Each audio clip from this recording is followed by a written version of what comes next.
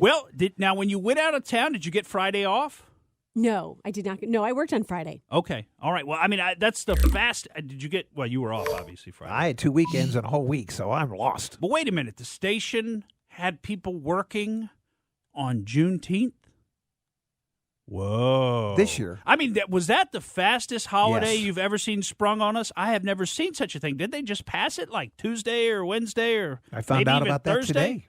And bam, Friday's a holiday. People so I think were it off. became a federal holiday. Maybe not. I think the postal workers were still working. Okay. They were still on the clock. But then, other businesses like we did end up working. A lot of private companies didn't have the day off.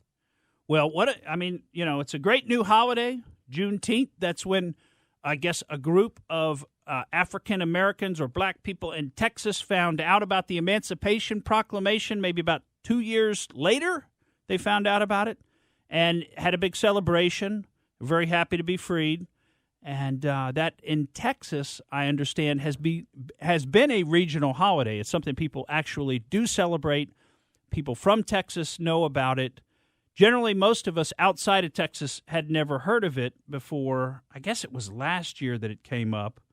And, it's so interesting because something that I thought, sticking with the theme of Illinois and Chicago, Evanston, Illinois actually had a big Juneteenth celebration, which is so interesting because they've already canceled July 4th because of COVID.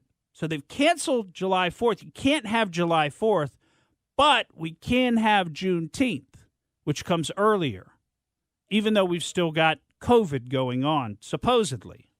So, I mean, if that doesn't sort of illustrate the hypocrisy of all these COVID cancellations, the fact that the Juneteenth celebrations, they didn't even bat an eye. They didn't say, hey, we really shouldn't do this. No, they just said, go, we should do this. This is important. We need to celebrate this day. Who canceled July 4th? Well, the city of Evanston, Illinois, has disallowed July 4th celebrations already. Unbelievable. In anticipation. Remember, they've talked about this. They've said, no, you can't. The earliest you can get together, if we all do what we have to do, the earliest you could get together with your friends and your families July 4th. But Joe Biden keeps doing whatever he wants to do. He keeps going up to Delaware every weekend. You don't think there are other people coming to Delaware? We've already established that he has family that comes in and visits with him in Delaware. I mean, they keep doing whatever they want to do. You get another holiday that goes with sort of the current political ideology that they're pushing. Okay, we can have that holiday. Okay, but no July 4th. I mean, I don't know if you guys remember, we said last year, around July 4th, we said by next year, July 4th is in danger of being canceled, we thought, based on the speed at which things were moving, based on the speed at which things, which we all thought were just part of our history, were being relabeled as some kind of, racist or negative, colonialist, negative aspect of our history. It's just our history. It's just what happened. We've got to be able to talk about what happened. I certainly think you should be able to criticize it, and you should be able to say, I support it. We could talk about it, but we can't just get rid of it.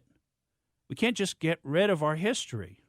So, anyway, I thought on this first day after Juneteenth, which many of us didn't get off, but probably next year we'll get it off, I thought we could go back to what Joe Biden said during the campaign. I don't know if you remember this, but what he said Juneteenth was about. This is how woke this is how anti-racist the Democrat Party is, right? That's what they want you to believe. But let's hear what Joe Biden thinks about what Juneteenth was all about. He's going down to Texas on Juneteenth, right? The first major massacre, literally speaking, of the Black Wall Street, right? Years ago. First major massacre of Black Wall Street years ago.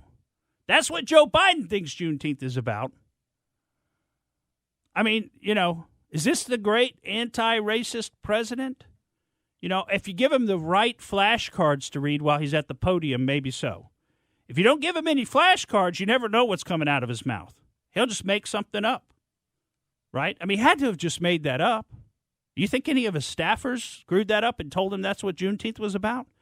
No, he's just making that up. He's just sort of riffing. Just free flow. Whatever you want to say.